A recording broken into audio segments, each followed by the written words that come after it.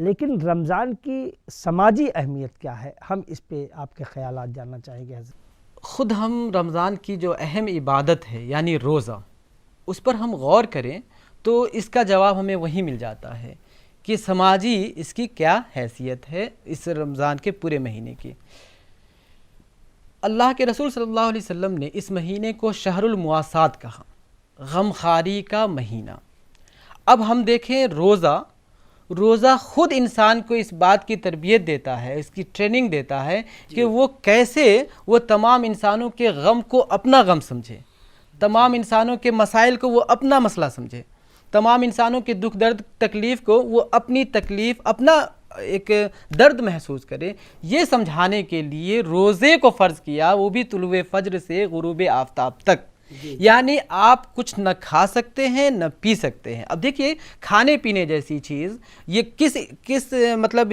کون سا آدمی ہے جس کے گھر میں کھانے پینے کی چیز نہیں ہے؟ ہر ایک کے گھر میں ہے، بلکہ بڑا سے بڑا مالدار ہے جس کے گھر میں تو پتہ نہیں مختلف اقسام کی ساری چیزیں موجود ہوتی ہیں، الگ الگ طرح کی ورائٹیز ہوتی ہے کھانے پینے کی، اور اس کے سامنے موجود ہوتا ہے، لیکن اس کی ہمت نہیں ہے کہ اس کو اٹھا کر منہ میں ڈال لے۔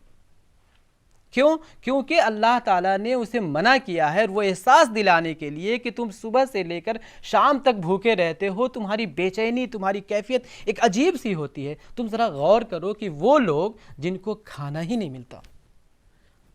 مطلب یہ ایک مہینے کی بات ہے، بہت سارے لوگ ہیں جن کو مہینوں کھانا نہیں ملتا، انہیں روٹی نہیں ملتی، انہیں اچھا سا پینے کا پانی نہیں ملتا، پھر بھی وہ زندگی جی رہا ہے۔ کیسے جی رہا ہے؟ کس قسم پرسی میں، کس مصیبت میں ہے؟ تو وہ ٹریننگ اس بات کی دی جا رہی ہے کہ سماج میں ہر ایک کے درد کو محسوس کیا جائے، ہر ایک کے مسائل کو اپنا مسئلہ سمجھا جائے، اور اس کے دور کرنے کی جو صورتیں ہو سکتی ہیں اس کی کوشش کی جائے، اور اسے کسی طرح اس حد تک لایا جائے کہ جہاں تک ممکن ہو اس کا مسئلہ حل کر دیں۔ اب جیسے غمخواری کا مہینہ ہے، اب انسان جب بھوکے رہے گا تو اسے احساس ہوگا نا کہ انسان کیسے بھوکا رہتا ہے، تو لازماً اس کے لیے کوشش کرے گا، اسے دے گا، اس کے گھر جائے گا اور اسے پوچھے گا کہ بھائی آپ کی کیا ضرورت ہے، اب میں آپ کی کیا مدد کر سکتا ہوں۔ اور اس طرح سے ایک معاشرہ جو ہوگا وہ پرسکون ہوگا، پرامن ہوگا، ایک دوسرے کا خیال رکھنے والا ہوگا۔ تو اس جذبے کو فروغ دینے کے لیے یہ روزہ، اگر ہم غور کریں اس پورے مہینے کے روزے پر، تو ہمیں معلوم ہوتا ہے کہ یہ سماج کے اندر اس ہمدردی، اس غمخواری کو فروغ دینا چاہتا ہے، جس سے معاشرہ اور سماج ڈیولپ کرے، بڑھے، ترقی کرے، اور اس کے حالات اچھے ہوں، اور ہر ایک انسان چونکہ سب آدم کی اولاد ہے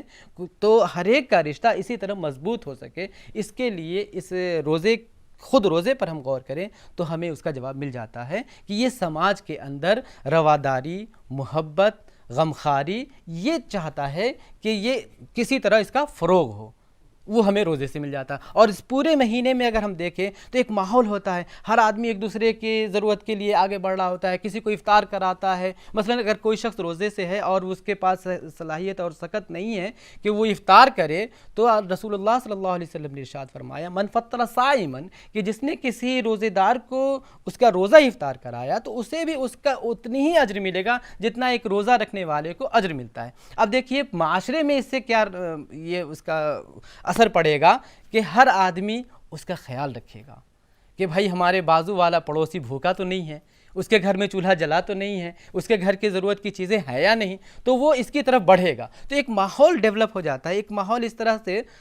بڑھ جاتا ہے کہ لگتا ہے کہ ہاں یہ سماج کے اندر رواداری کو فروغ دینا چاہ رہا ہے، غمخواری کو فروغ دینا چاہ رہا ہے، اور وہ روزہ ہمیں اسی بات کی ٹریننگ دیتا ہے۔ اس طرح سے ہم کہہ سکتے ہیں کہ ہمارے معاشرے کے اندر وہ جو بھائی چارہ ہے، وہ جو محبت اور امن کی بات ہے، وہ اس کو پوری طرح سے اس کو لاگو کرنے کے لیے، اسے انسانی زندگی میں نافذ کرنے کے لیے کہ آپ ایک مہینے تک اسی انداز سے رہ رہے ہیں، تو بقیہ دنوں میں جو لوگ رہ رہے ہیں سماج میں اس طرح کا کوئی ماحول نہ ہو کہ نفرت کو فروغ ملے، بلکہ غمخواری کا ماحول پیدا ہو اور ایک دوسرے کے مسائل کو حل کرنے کے لیے آگے بڑھے۔ تو اس طرح سے سماج ایک بہتری کی طرف بڑھے گا، اور وہ ہمیں روزہ اس کی اچھی تربیت دے